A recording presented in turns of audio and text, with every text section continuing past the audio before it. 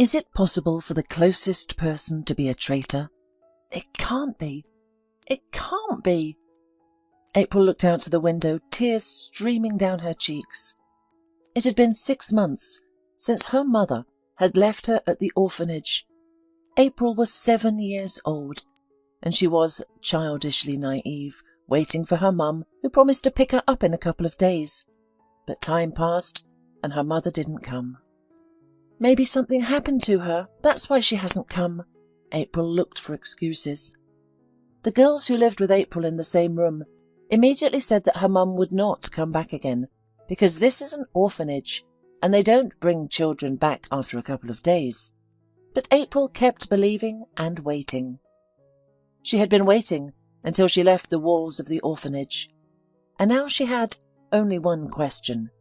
Why did her mother abandon her? She was a quiet, calm and obedient girl. They had their own apartment. Mum worked and earned a decent living, and they always had enough of everything. So why? April really wanted to find her mother and ask her this question. But first, she resolved to get an education, find a good job, and only then come to her mother as a successful and educated person. She wanted to make her feel ashamed and hurt, just as it was painful for a little girl who was betrayed by the closest person. April graduated from high school with honours, and then enrolled in one of the best colleges in the city. She dreamed of becoming an interior designer and made every effort to achieve this dream. After graduation, April was invited to work at one of the famous design bureaus, where she had previously completed 2 internships. Her life took an entirely different direction. April had only one close friend, Rick. They had met in the orphanage when April was 11 years old and Rick was 13. He arrived at the orphanage at an age when it is most difficult to adjust to a new environment. One day the older boys surrounded Rick, who kept to himself and didn't want to interact with anyone. April saw this scene and came to the aid of the unfamiliar boy. "Why did the 5 of you attack one? What has he done to you?" April declared threateningly and bravely. "Now get out of here, you little minnows." The older boys immediately responded. But April wasn't afraid and calmly replied, "Don't touch him, or I'll call Mr. Weller." The boys turned around and ran away. Mr. Weller was a physical instructor at the orphanage. He was strict and fair, and never allowed the younger children to be mistreated, and everyone knew it. April approached Rick and asked, "Hi, did they hurt you?" "No, thank you," he replied, extending his hand to April. "My name is Rick." "And I'm April. Are you new here?" "Yes, just a week. My grandmother will take me away soon." "Are you sure?" April asked skeptically. She knew that adults' promises are not always kept. "Yes, she went to the hospital, and that's why I was placed here. As soon as she's better, she'll take me back." "It's good to be optimistic," the girl said. "My mother promised to take me away too, but I've been waiting for 4 years and she hasn't come." "Maybe something happened to her and she couldn't," Rick remarked in a mature and thoughtful manner. "I don't know.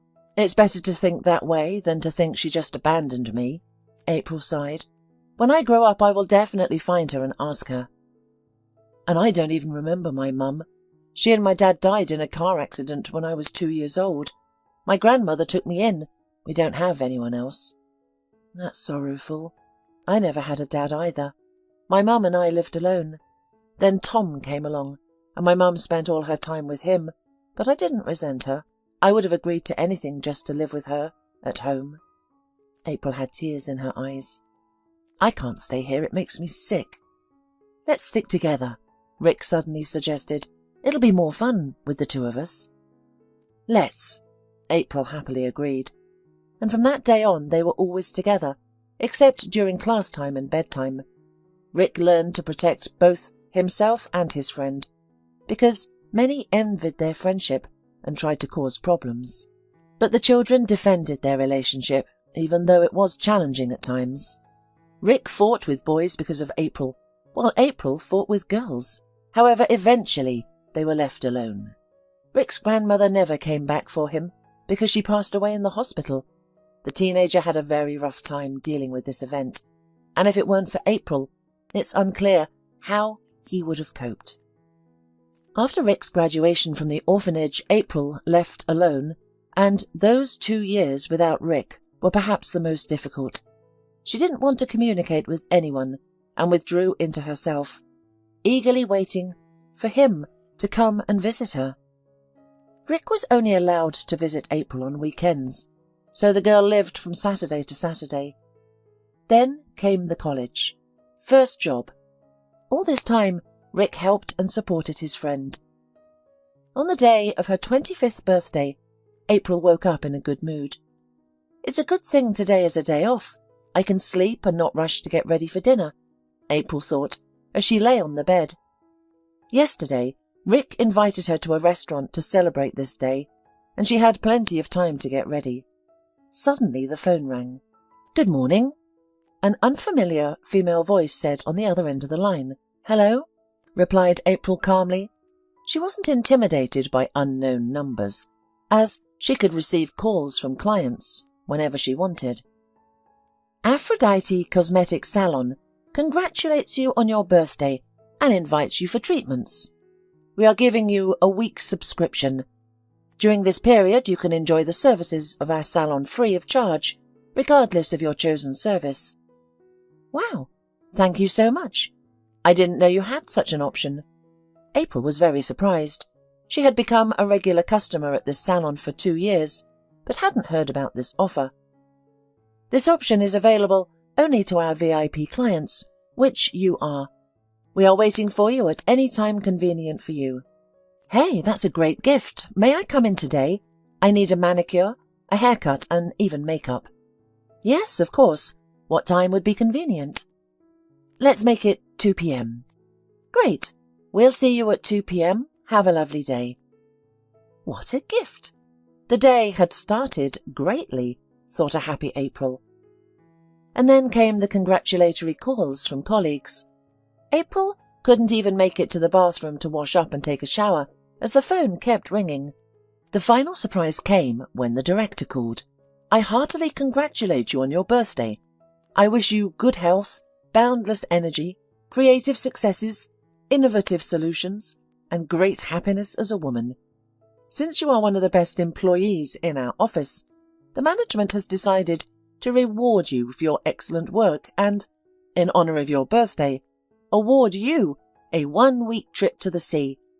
And, by the way, the voucher is for 2 people, the director said. "Mr. Datillo, thank you so much. I'm speechless. But my vacation is only in 3 months. "Oh, come on, don't worry about it. I'll let you take a week off now. Have a pleasant day." April thanked the director once again and hung up. This is truly a celebration. I've never had a birthday like this before. April had already entered the bathroom when suddenly the doorbell rang. "If there's any more surprise, I'll faint with happiness," she smiled, threw on her robe and went to open the door. On the threshold stood the delivery man with a huge bouquet of roses. "April Peters?" he asked politely. "Yes, it's me. Flowers for you. Sign here, please." April signed, held out a leaf and took the bouquet. 25 delicately creamy roses exuded a subtle, pleasant fragrance. A small card was visible in the centre of the bouquet. April pulled it out and read, "April, my dear little girl, happy birthday to you. See you tonight." Well, of course, who else could send me flowers? Only Rick. Smiling, said April. She put the roses in a vase and went to the bathroom. After taking a shower and drinking coffee, April decided to pick an outfit for the evening. She moved from one rack to another, but she didn't like any of them. "In the orphanage, I only had 2 dresses and 1 skirt for the whole year," April smiled. "It was easier to choose. So I must buy something interesting, since today is such an unusual birthday." April got dressed and went shopping. Then she visited the salon to get her manicure, hair and makeup done. It remained to change clothes, and she would be ready to go celebrate. She had agreed to meet Rick at the restaurant. April knew her childhood friend well and realized that Rick was probably preparing a surprise for her, but April could not even imagine what it would be. At the entrance of the restaurant, April saw a black limousine. Hey, I wouldn't refuse to ride in one of those, April thought dreamily. She paid the cab driver and walked confidently into the restaurant. All the tables were lined with flowers. Under the ceiling of the restaurant were balloons of different colours. On all of them was written, Happy Birthday. April looked at this beauty with envy. Once, in her childhood, she also dreamed of such a party. Oh, someone is very lucky today. Such a large-scale celebration organised. She didn't finish her thought because Rick, in a dark grey suit, with a huge bouquet in his hands, appeared from nowhere. My dear April, he began solemnly and loudly. Hush! Why so loud? April tried to calm her friend. I congratulate you on your birthday.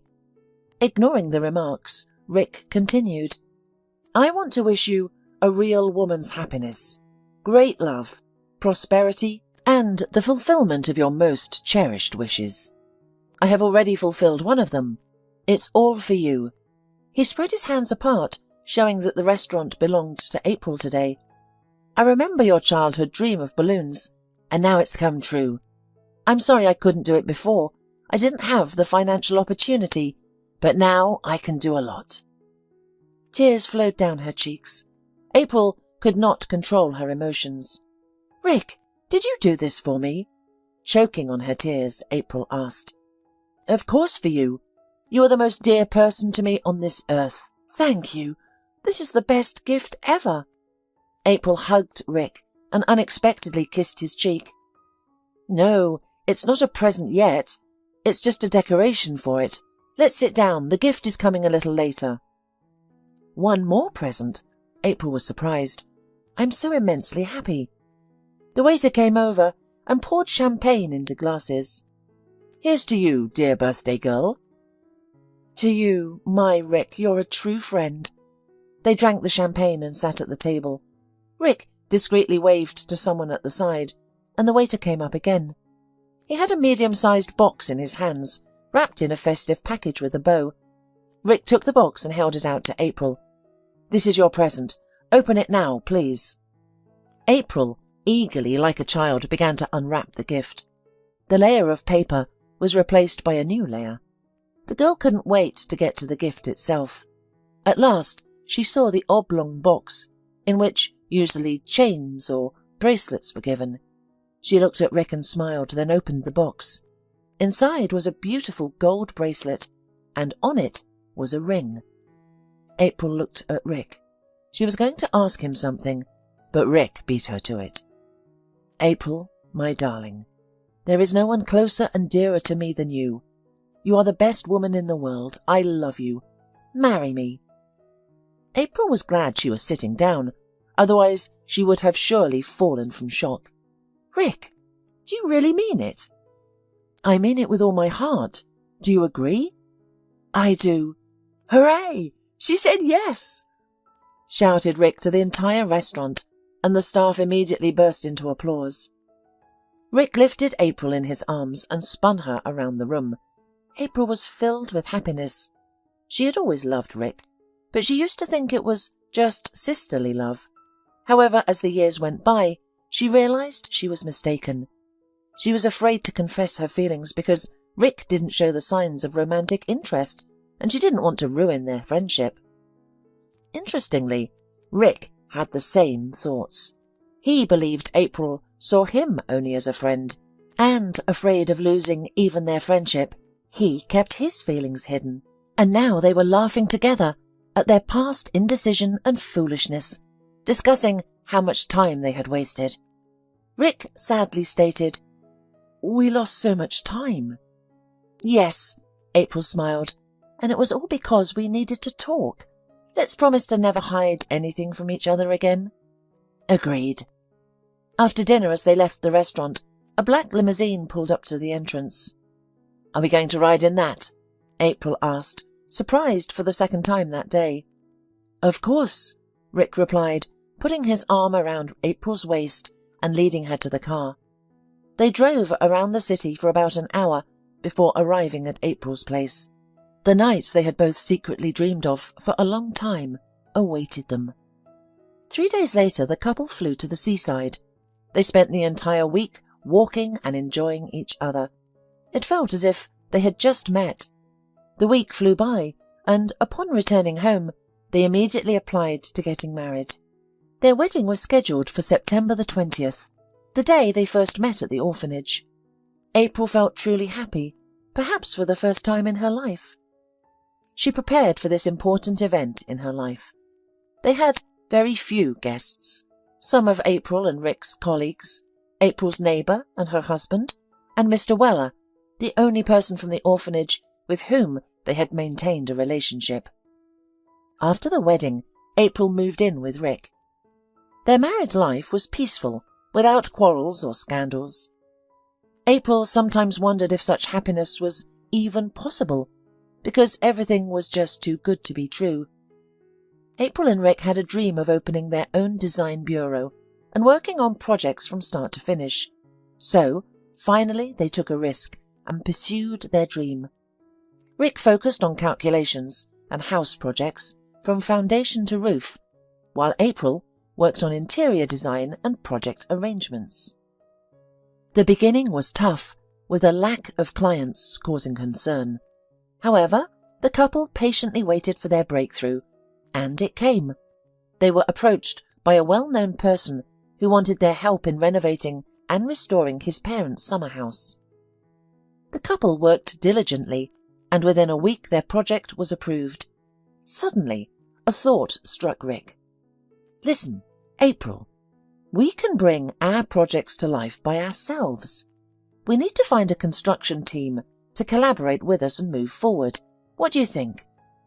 "What a great idea. Let's give it a try." Soon, Rick managed to find 2 teams of versatile builders who were ready for a long-term partnership. The business started to flourish as they developed and executed their own projects. In just 5 years, their office had transformed into a successful construction company, complete with its own team of architects and designers. The team was content and satisfied with their progress. However, April had been struggling with the heartbreaking realization that she couldn't conceive a child. Rick tried to console her, especially since he believed that they should focus on developing their business before having a baby. April agreed with him, but deep down she longed for a baby to complete their family. April went through medical examinations to ensure that everything was all right with her. The doctor assured her that she was capable of having children and that she simply needed to be patient. April grew increasingly worried and urged Rick to undergo examinations as well. "Rick, please, for my peace of mind, take the tests," she pleaded. "April, it's all nonsense. We can have children, it's just not the right time," he responded. April felt hurt by his dismissive attitude. "Is it difficult for you?" "It's not difficult for me. I just don't understand why you're making such a big deal out of it. The doctor has already told you that everything has its time. But all right, I'll see my doctor on Wednesday and get all the tests done." Rick finally agreed. April approached her husband and put her arm around his shoulders. "Thank you. I really care about this." "Okay, it's settled. Now tell me, where would you like to celebrate your birthday?" Rick asked. "I'm not sure, to be honest. I don't really feel like celebrating," April responded. "Maybe we could just go somewhere for a couple of days and take a break. Change of scenery. I think I'm just tired," April explained. "That's not surprising. We've been working hard lately," Rick agreed. "I'm tired too, to be honest. Let's celebrate your birthday and then go to the mountains for a week. We've been wanting to go there for a long time. How does that sound?"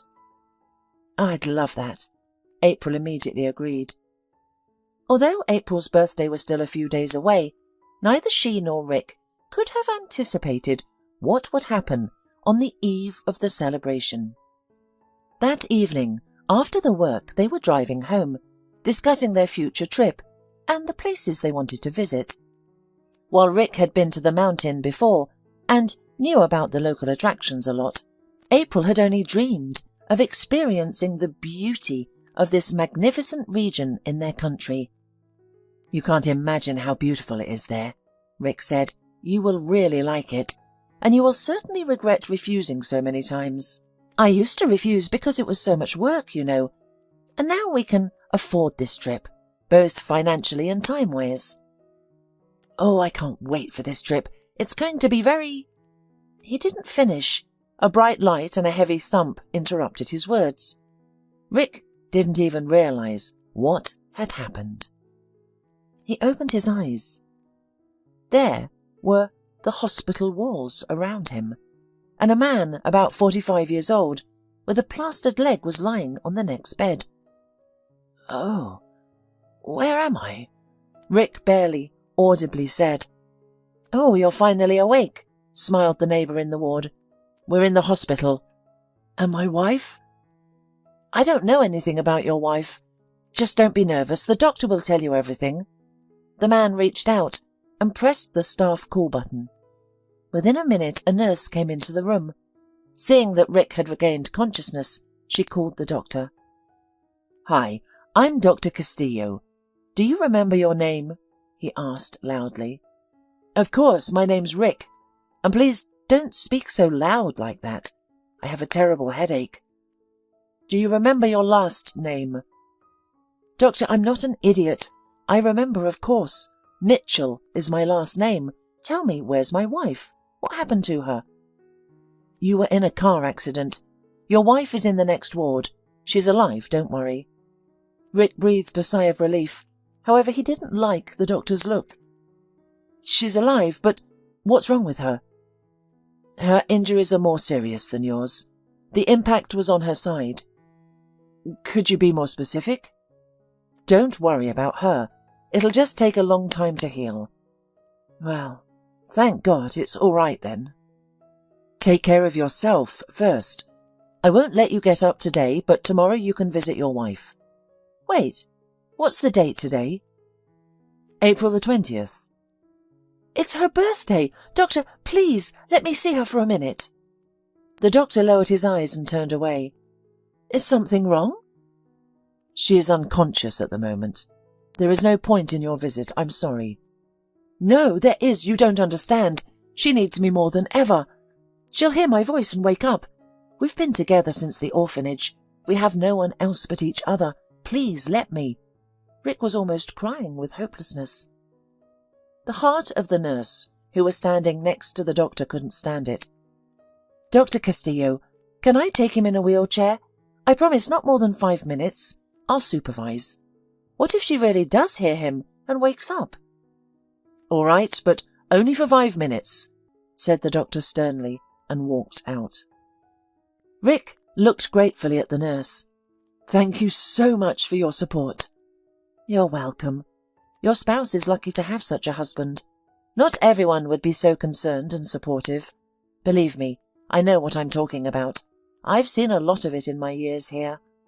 "I love her very much." "I can see that." The nurse smiled. "You rest for now. I'll be back in half an hour to pick you up." Rick looked at his neighbour and then out the window and thought, "It's ironic. My parents died in an accident, and I had an accident. But at least I survived, and the main thing is, April is alive too." When the nurse came in, Rick was already sitting on the edge of the bed. "How quick you are," she marvelled. "And by the way, you have a concussion. Not a bad one, but you have one. And a knee injury, so please take care of yourself. Your wife needs you." It was only after these words that Rick turned his attention to his leg. It was bandaged. "Probably they've given me a lot of anaesthetics, since I do not feel it at all," he thought, and he got into the wheelchair. April's ward was one door away from his. The nurse opened the doors and took the wheelchair into the room. There was no one in there except April. They wheeled closer, and Rick could see his spouse. There was a huge hematoma on her cheek and shoulder, her arm in a cast, tubes sticking out of her mouth. The sight was terrible, especially when you're looking at a loved one. "Sarah, please tell me the truth. What's wrong with her?" Rick asked, reading the nurse's name on her name tags. What you're seeing is nothing. It'll heal in a couple of weeks. Your wife has a spinal injury. Currently, the doctors are deciding what to do, and most importantly, she needs to get her consciousness. That's the most important thing now." This made Rick feel bad. "What do you mean, a spinal injury? Why didn't the doctor say anything about it? And what does it all mean? Is April disabled now? Can she be helped, or will she be disabled now?" Rick asked hopefully, but he did not hear what he desired to hear. "No one can answer that question for you yet. She's having a repeat MRI today. Our chief neurosurgeon is coming, and he will make a final diagnosis and deal with your wife's treatment. But she's probably going to need some spinal surgery, I can tell you that." She paused for a moment and continued, "That you'll have to be patient. It's going to take a long time for her to recover." "I understand. Thank you for being honest. The important thing is that she's alive, and we can handle the rest." "God willing," Sarah said quietly. "I'll leave you for 5 minutes, then I'll take you back. No moving around without me." "Okay, thank you again." Sarah went out, and Rick remained sitting in the chair near April and tried to understand what to do now and what will happen next. He took his spouse's hand and started talking to her. "April, my dear, happy birthday. Today is such a day. You must wake up, you must. I love you very much. I can't live without you. You know that very well. We'll get through this. Just wake up and tell me you love me. Everything else will be all right." He stopped talking and looked up. "I hope so." Suddenly it seemed to him that April had squeezed his fingers. It was at that moment that Sarah walked in. "Sarah, she squeezed my hand," Rick said excitedly. "Are you sure?" The nurse was surprised. "You might have imagined it, because you want it so badly." At that moment, they both heard a quiet sound that April made. Sarah quickly rushed out of the room. A minute later, there were already 3 doctors and 2 nurses in the room. Rick was taken back to his ward and asked to wait patiently. It was the longest half-hour of his life. It seemed to Rick that his heart was beating so loudly that he could hear it even in the corridor. Finally, Dr. Castillo came in. "You were right, your presence has worked, and April came to her senses. But I'll tell you frankly, it's a very difficult situation." Rick tried to cope with the excitement, to ask the main question. "Doctor, tell me honestly, will she walk?" "I don't know that, to be honest. Let's wait for the results of all the tests, and then I'll tell you what to prepare for." The doctor answered and looked at Rick carefully. "And now you answer honestly. Are you willing to fight for her and with her? This is a very important point." "I love my wife, and I will be with her, whatever verdict you give," Rick said confidently. "I believe you. Your spouse is lucky." Dr. Castillo patted Rick on the shoulder. "Hang in there. It won't be easy." The doctor went out, and Rick was left alone with his thoughts. Difficulties had never frightened him, but now he was afraid of losing the nearest and dearest person. This fear stiffened his whole body. It rolled on and on. At one point it even seemed to Rick that he was suffocating. "I have to pull myself together. Cannot have April see me in such a state. I need to show her that I believe in her. I believe that she will cope, and I will always be there for her. I should wait for the neurosurgeon's report first. Maybe it's not as scary as they say." But the reality was scarier than Rick's fantasies. In the evening, Sarah came into the room. The expression on her face was very tense. She stood near the door and looked at Rick. "Speak, for God's sake, don't be silent. It's worse than that," he begged. "I have some bad news. Your wife has paralysis of the lower limbs. The spinal cord is affected, pinched nerve endings in 6 places. She'll need a very complicated operation, but no one will give you any guarantees." She stopped talking and lowered her head. "There is an extremely high probability that your spouse will never walk again. I'm sorry."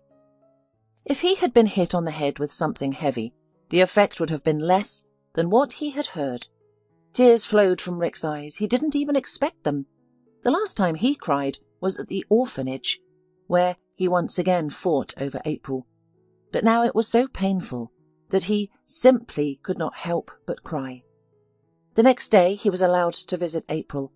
He gathered his thoughts to somehow cheer up his wife, but nothing worked. April always read Rick's mood through his eyes and facial expressions.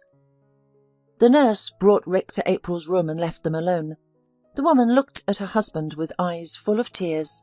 She already knew everything. "Hi, April." He started the words and stammered.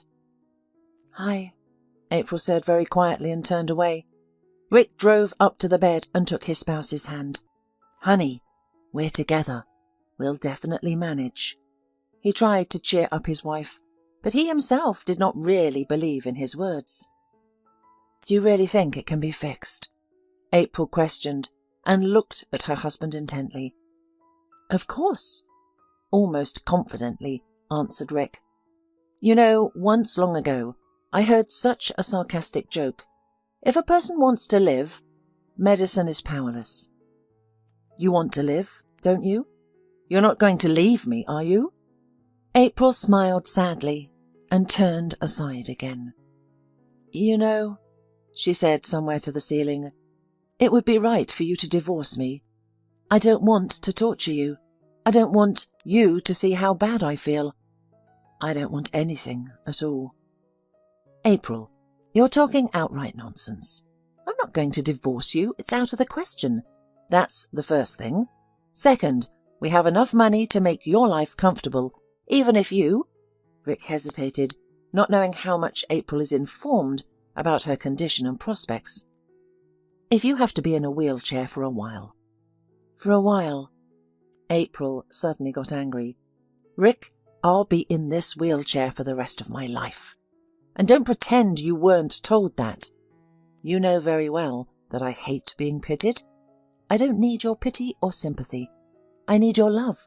But you can't fully love a cripple, and don't try to convince me otherwise."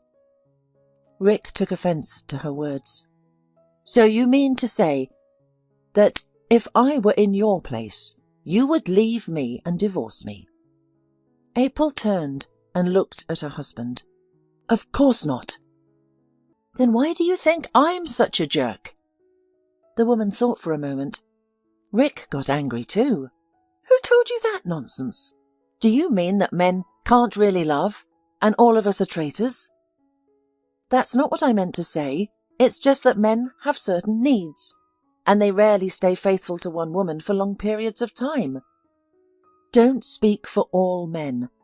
Yes, it's understandable that things won't be the same as before. So what? We'll try to deal with it." "What about the baby?" "There's surrogacy. We can adopt. It's a workable situation too." "So you're ready to be with me, despite my problems?" Tears flowed from April's eyes. "Of course, silly. I don't understand how you could think that I would betray you. And remember, together we can do everything." A week later, April had her first surgery. The results were not as the doctors had planned. It was decided to do a second surgery in 2 weeks, and then another one. During the year, April underwent 6 surgeries. The result was that she had regained sensation in her legs. She could even move them a little, but there was no full recovery and no prognosis for it either. During her last checkup with a neurosurgeon, April was diagnosed with a tumour on her spine. So that was the last straw for her. "I don't want any more surgeries. I've been living in hospitals for over a year. I'm fed up. I want to go home." "But we need to examine and understand. Some kind of tumour," the doctor objected. "Do you hear me? I don't want anything more. I want to go home. Apparently God has decided it's time for me to go to him. So I have one problem after another." "That's the way it has to be. That's it. This conversation is over," summarized April. She called Rick after the conversation with her doctor and asked him to take her home. While April was in the hospital, Rick had bought a new house and equipped it to make his wife as comfortable as possible. April knew nothing about it because it was a surprise for her. Therefore, when they drove in a different direction, the woman was very surprised. "Honey, where are we going?" "Home, of course." "Is it just me, or are you going the wrong way?" "April, do you have any patience at all?" smiled Rick. "I never had it, you know that," April smiled back. Over the course of this year, she had calmed down a bit and gotten used to her new condition. She had almost become the same old April, except she couldn't walk. They stopped at the gate, which began to open automatically. April looked at her spouse in surprise but said nothing. The car drove into the yard. It was large, with a lawn and a small garden. In the distance, a swimming pool could be seen, not far from it, a gazebo. The house itself was 1 story, but large. Rick helped his wife out of the car, put her in a wheelchair, and took her on a tour of their new residence. "Look, here we have a big living room. Here is the kitchen. Here's the toilet, and next to it, the bathroom," Rick said. "This is our bedroom, next to the guest bedroom." "What's that door?" April pointed to the side. "That's your office. I thought you might want to continue your work. You'll be comfortable in it." "Thank you so much. Yes, I definitely want to work," April answered with a smile. They left the office. "By the way, don't get angry and nervous," Rick said. "I've hired an au pair. You will be busy with work, and like any working person, you'll get tired. That's why I've decided we're going to have an au pair on a regular basis." "Okay, but I would like to choose her for myself." "In principle, you can, but I've already found a woman. Talk to her first, okay?" "Okay," reluctantly agreed April. "How old is she?" 52, laughed Rick. "Are you jealous?" "You know, better safe than sorry," snorted April. April did not know that Rick chose not just an au pair. He found a woman with a medical degree who has experience in caring for the disabled, and strictly forbade her to mention it in front of April. Life began to flow in a new way. Rick went to the office every day, and April worked at home. Barbara, the au pair, took over all the household chores. April liked Barbara. She was simple, kind, and very pleasant to talk to. Sometimes they could spend hours just chatting in the living room over cups of tea. April told Barbara about her life, starting from the time she had been in the orphanage. "Have you ever wanted to find her and ask why she did that?" Barbara asked. "Oh, I wanted to, but then I changed my mind abruptly. What would I tell her? That she's a traitor, and that she shouldn't have done that with me? What's the point? My life isn't going to rewind or change." "I understand your point. I probably wouldn't want to see her either. Let the deed be on her conscience.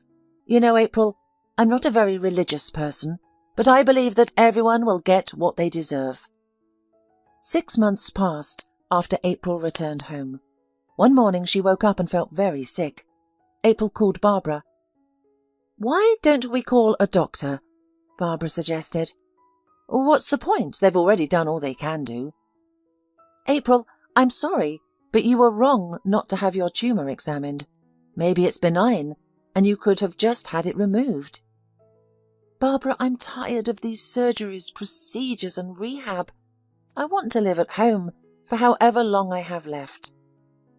"I understand," Barbara said sadly, having seen doomed people more than once in her life. After a week, April's arms began to weaken, and eventually her legs stopped obeying her. April became despondent, spending the entire day in her room, refusing to eat, and completely stopping her work. Rick couldn't bear to witness his wife's torment, and started to delay at work more often. Barbara looked at the young woman with pain, realizing that she needed to fight for herself, but any attempts to talk to April proved futile. One day, while returning from shopping, Barbara noticed a man in his 60s near the gate. He was trying to peek over the fence, making Barbara wary.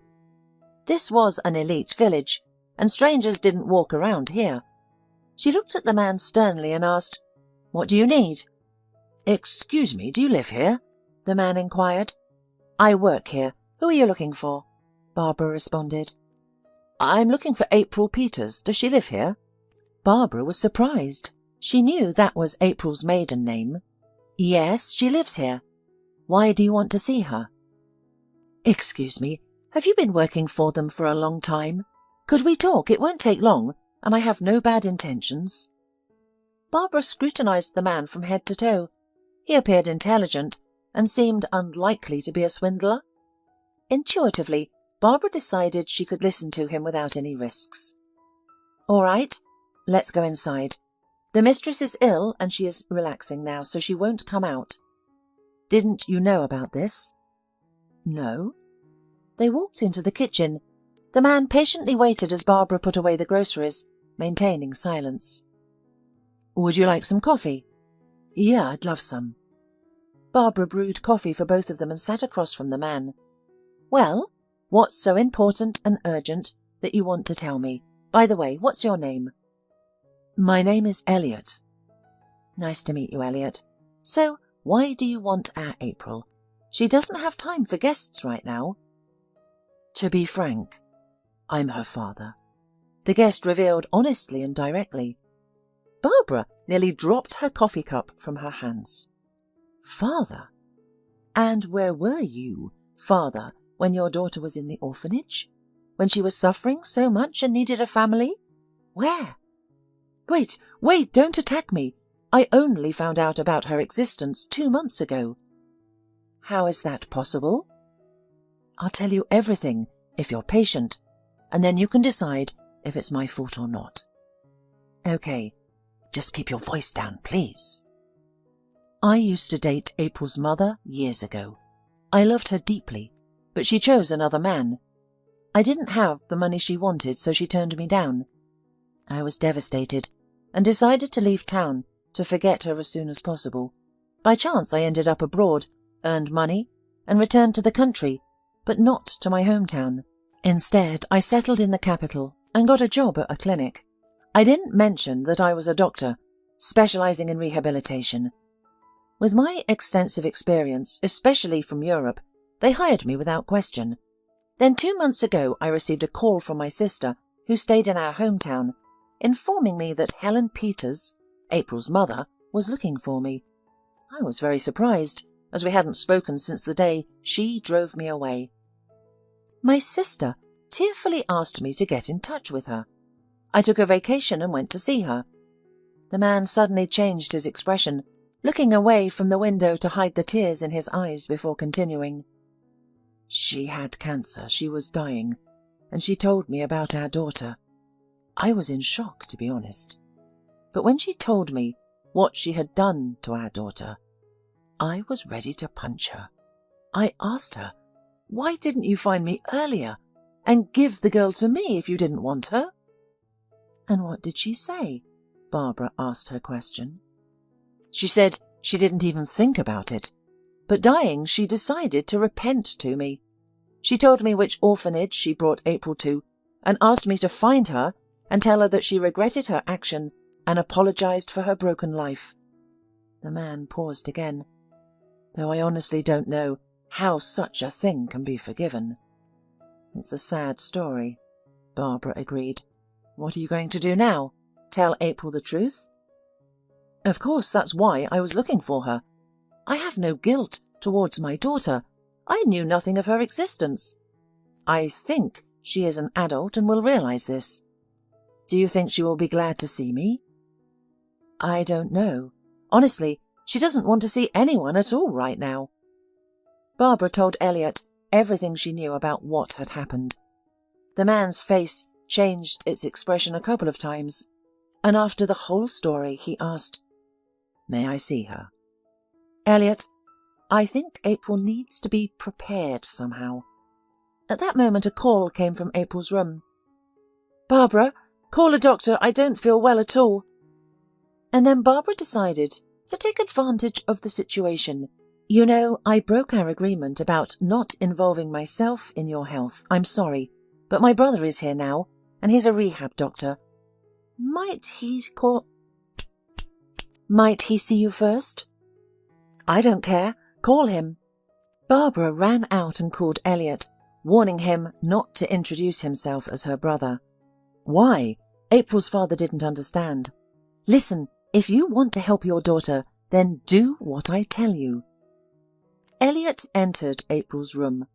He had not imagined his meeting with her like this, but now the situation was such that there was no choice. He went to the bed and looked at his only child, who was actually dying. The father's heart clenched with pain, but now he had to pull himself together and try to do something to help her. Tell me, where does it hurt? Everywhere. He began to examine April, identifying the trouble spots from her reactions. How long have you been like this? Just like this for about 2 weeks. I see. Can you move your arms?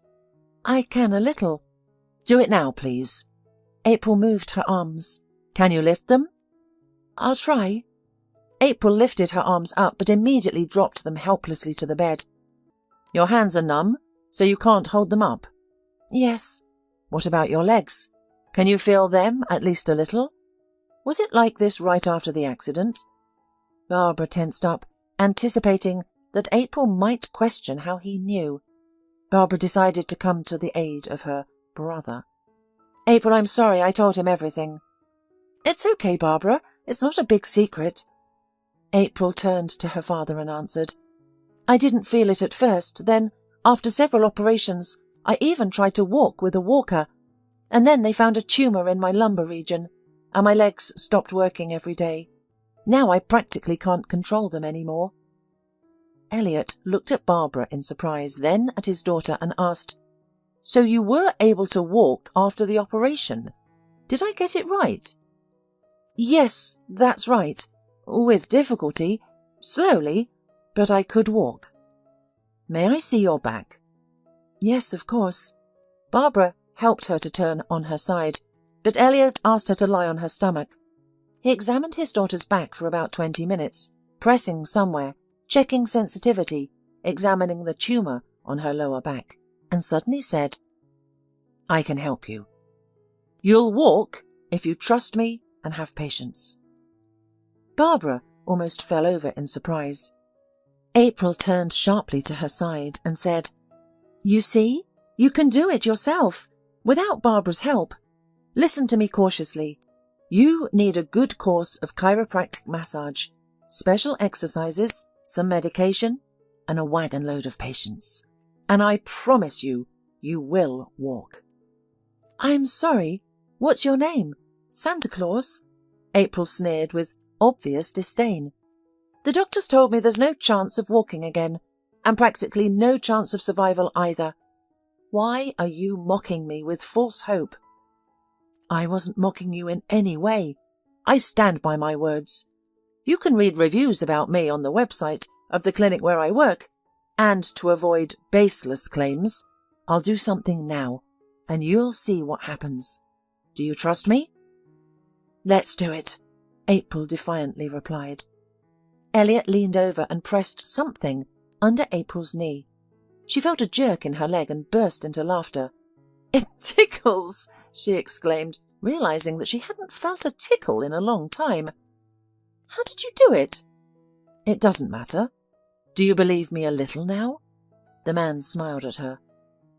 A little, April smiled back. She liked this man. There was a remarkable warmth emanating from him, even through his hands. Barbara and Elliot left the room.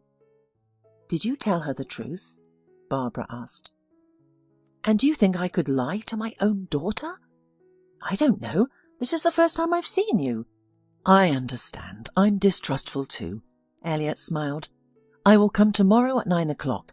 Please inform April. I need to buy some medication and supplies for the massage. Yes, okay, we'll be waiting for you tomorrow, Barbara said, looking at Elliot with gratitude. And thank you for giving her hope. It's critical. She's my daughter, and I'll do everything in my power to help her regain a normal life. It's my duty."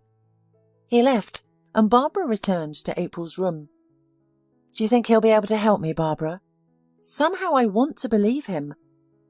"April, if you believe in him and support Elliot in every way you can, I believe you two can succeed." "I'll try my best. But let's not tell Rick anything yet, okay? I don't want him to find out before the time is right." "Sure, whatever you say." The next day, as promised, Elliot arrived at 9 o'clock. After having coffee together, they started with a massage, followed by a small set of exercises. Despite April's eagerness for quick progress, Elliot strictly forbade her from doing anything on her own without his knowledge. "April, remember, we need results, not speed. You're not ready for heavy loads, and it will take time to get there. You need to progress gradually and correctly, otherwise you might have the opposite effect. And we don't want that, do we?" "No, of course not," April agreed. "Good. Can we also have sessions on weekends?" "Only on Saturdays. My husband is home on Sundays. It's his only day off, and I don't want to tell him about you just yet."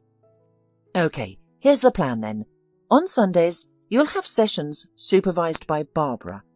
I'll provide her a lesson plan. I think you can keep your husband away from you for an hour." "Yes, of course. He is usually exhausted on the weekends, so Sunday is when he catches up on his sleep for the week." "Great." They continued with massage and exercises with Elliot 6 days a week, and Sundays were for supervised exercises with Barbara. There were no visible results yet, but it had only been 2 weeks.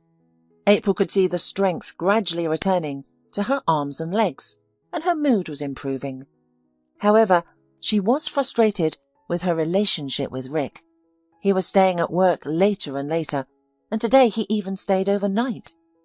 April cried for half the night. She understood that he had commitments, but she couldn't help feeling sorry for herself. It seemed that his promise to be there for her was becoming untenable. Maybe he's dating another woman. The thought crept into April's mind, which made her very upset. The next day, when Elliot arrived, April was completely without mood and therefore without the motivation to study. The father immediately sensed her mood and quietly asked, "Are you in pain?" April sadly replied, "My heart is aching." Taking her words literally, Elliot asked her anxiously, "Where exactly does it hurt? Have you had heart problems before?" "No, that's not why it hurts. I think my husband has a mistress. Although I understand him, of course," she unexpectedly admitted. "What nonsense! What makes you think that?" Elliot exclaimed. "He didn't come home last night. This has never happened before." Trying to reassure her, her father said, "April, that doesn't prove he's having an affair. He's probably just tired. You have to understand that it's hard not only for you, but also for him. Don't judge him, and don't get angry. I believe things will get better with time." Curiously, April asked Elliot, "Do you have a wife?" Elliot shook his head negatively, and April continued, "And children?" "Yes, a daughter," Elliot answered, "but I only recently found out about her. I'm tormented by the fear of admitting to her that I'm her father." "Why? Did you leave her?" "No, I would never abandon my child.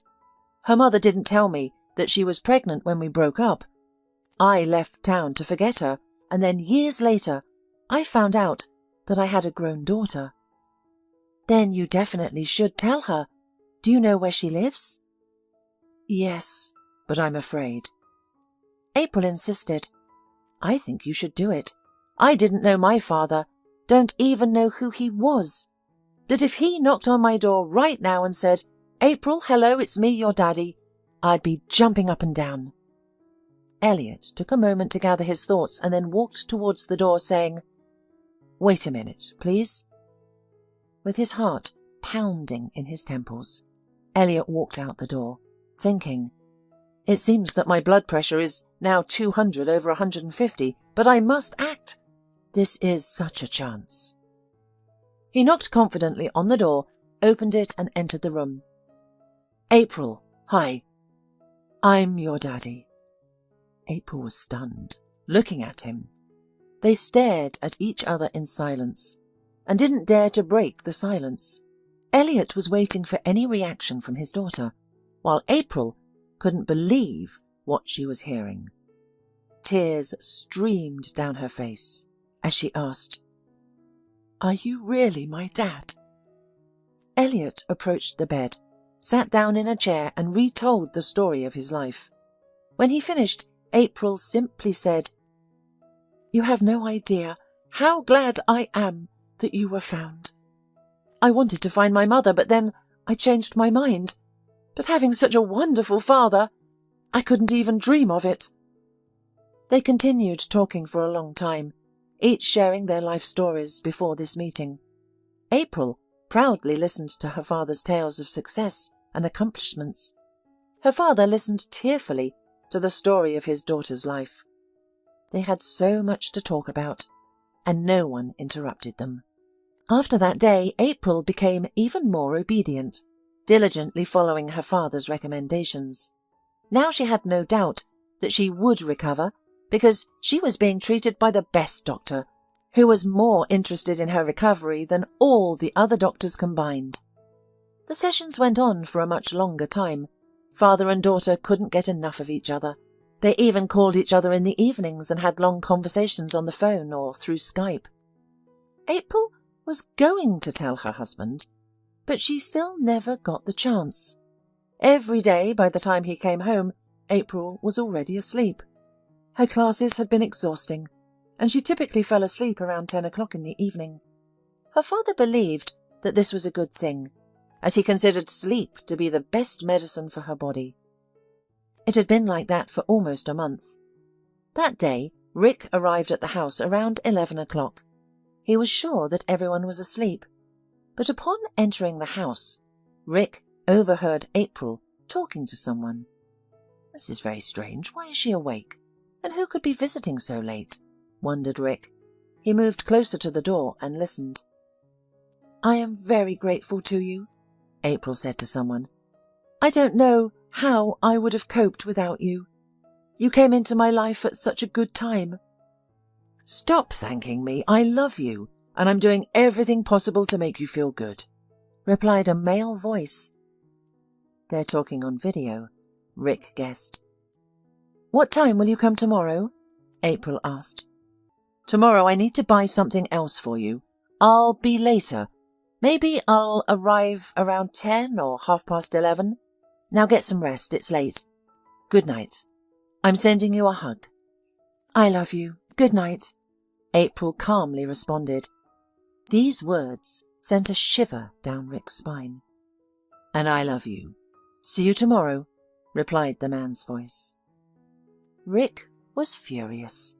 It turned out that his wife had met someone, most likely at the hospital, and was now having an affair behind his back. Maybe she was pretending to be sick so she wouldn't have to sleep with him.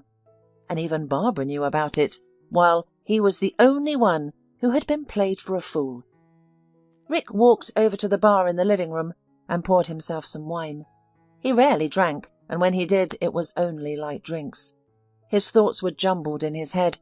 He sincerely couldn't understand how his April could cheat on him, especially in her current condition. He poured himself a second glass, drank it in one gulp, and then went to the bedroom, where April was already sound asleep. Should I wake her up or not? Rick pondered, and looking at his wife more closely, he realized that something was amiss. What was it? Something about April's body position didn't seem right. And then it hit him.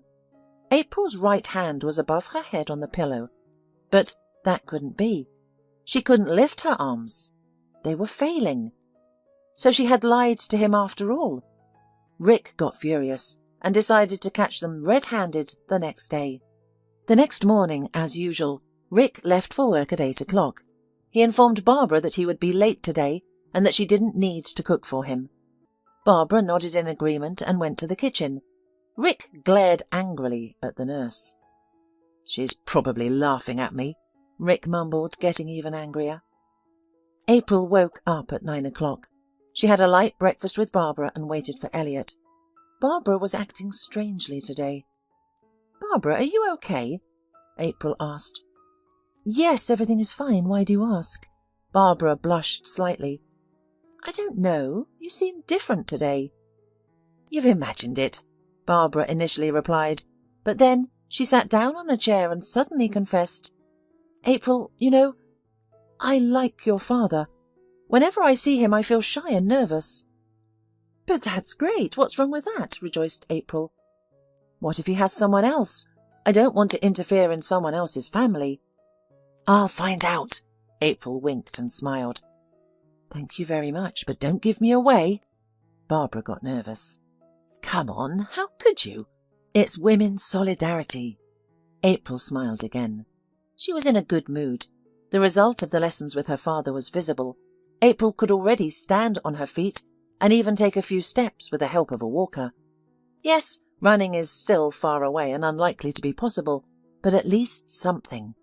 And her hands were almost no longer numb. Elliot walked into the living room, said hello to Barbara, hugged April, and took her into the room to massage. Barbara was making dinner and didn't even hear Rick come in. "Barbara, is April in her room?" She heard the owner's voice, and surprised, she dropped the plate on the floor. It shattered. "Oh, we haven't waited for you so early," Barbara said, the first thing that came to mind. "Can't I come home early?" "No, I was just surprised. Would you like some coffee?" she asked. "Are you kidding? You think I came home so you could make me coffee? Where is my wife? Is she in her room, or did she run out on a date already?" "Oh, what are you talking about? What date? April's home.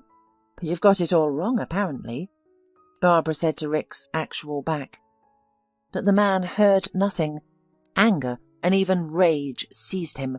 He had always been accustomed to protecting his own, including April, since childhood.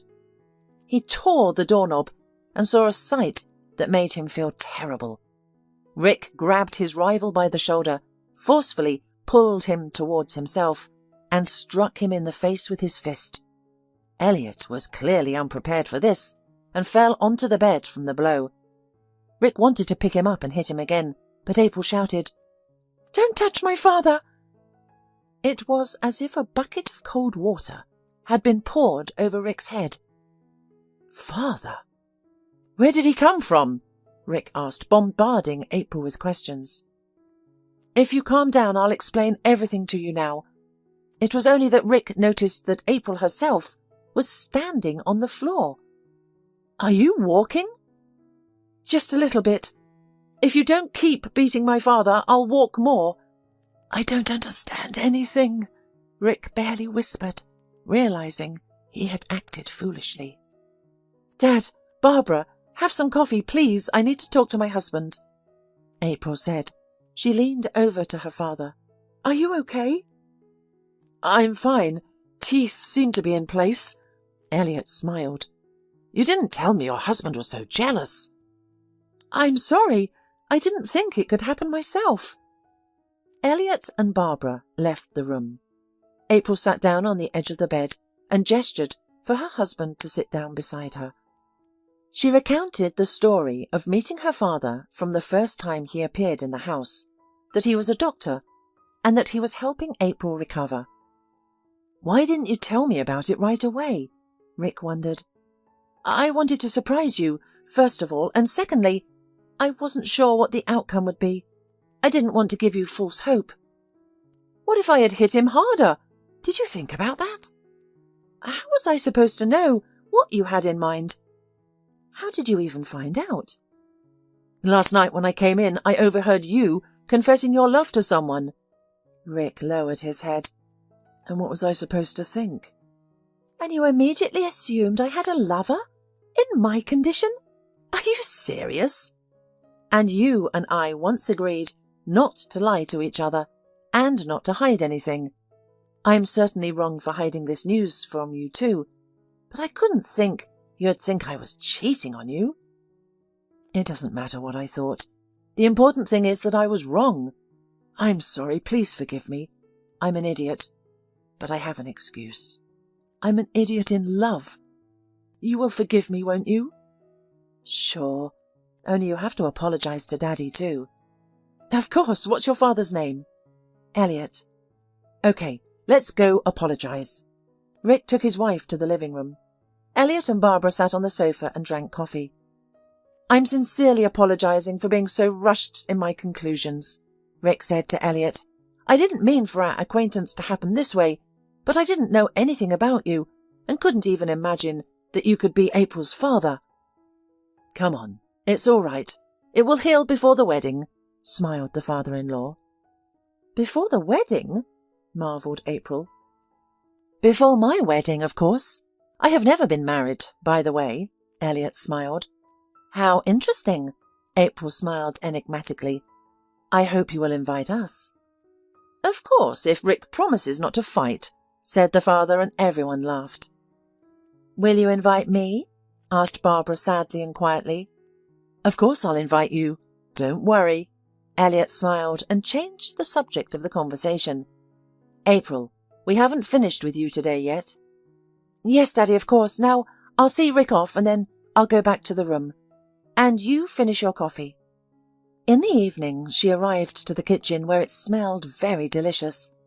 Barbara, what are you cooking that is so magical? I'm just drooling. Barbara was standing with her back to the hostess. Without turning around, answered, Your favourite meat is baked. April heard Barbara's voice trembling. Barbara, turn to me, please, she asked. I'm sorry, I can't. Don't make me drive all the way across the kitchen to you. Barbara turned around and April saw that she was crying. Barbara, what's wrong? Don't you understand? Your father is getting married and for a moment I thought he liked me too. Oh, I think your tears are premature. There is no need to get upset prematurely. When should I be upset? When he brings me an invitation? Barbara, everything will be fine. It seems to me that he was just joking about the wedding. April tried to reassure Barbara. It didn't seem that way to me. At that moment, the doorbell rang. Who could that be? Barbara wondered and went to open it. Elliot stood on the threshold with a huge bouquet of roses. Dear Barbara, in all the time I've known you, you've become really dear to me. I can't hide my feelings anymore. That's why I ask you to become my wife. He handed her the flowers and a small box with a ring. Barbara took the box and tears ran down her cheeks. The ring was very beautiful. Barbara took it out of the box and put it on her finger. Does that mean you agree? Elliot asked hesitantly. Sure, April answered with a happy smile, but I just have one favour to ask of you. Let's have the wedding when April can walk. It's only a couple of months away. Oh, it's no problem at all. Sure, we'll wait. Barbara immediately agreed. 5 months later, April was already walking around the house on her own.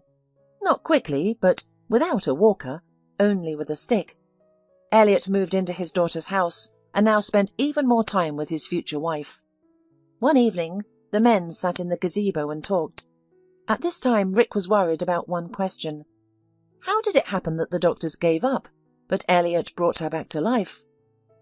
You see, Rick, the doctors decided that April had a tumour on her spine, and it wasn't a tumour, but an invertebral hernia.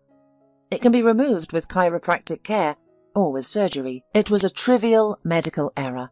It's just that April had such a complex musculoskeletal system that they came to this conclusion. It happens. What would we do without you? Rick said. If it weren't for you... Oh, stop thanking me. I did what I had to do. This is my daughter, to whom I am very indebted, even though it's not my fault. The important thing is that we didn't give up as a team. I thought it would take longer, but April did well. She recovered much faster. Rick, I have an offer for you. I realise we need to discuss it with our women, but I wanted to talk to you first. Intriguing. What's up? Rick was interested. I just wanted to offer to build a bigger house. I'll sell my apartment in the capital, It's more than enough to expand. April can't do without Barbara's help anyway. I'll be the backup. And there's not enough room for us in this house. I don't mind. Let's just ask the women. The men went back into the house. Barbara and April were sitting on the sofa in the living room discussing the wedding. Barbara didn't want anything grand, and April was urging her to give in. Barbara, I really want you to have a mega cool event. My dad got me on my feet. You're my indispensable person. Is there anything I can do for you in return? Barbara, Elliot intervened, I think it's better to give in. April still won't back down. Okay, Barbara agreed. And there's something else we wanted to talk to both of you about, Elliot began. Your dad has offered to build one big house for all of us. Each of us will have a room, a couple of guest bedrooms, a kitchen living room, and your office. What do you say? April playfully gave her husband and father a resentful look. Is something wrong?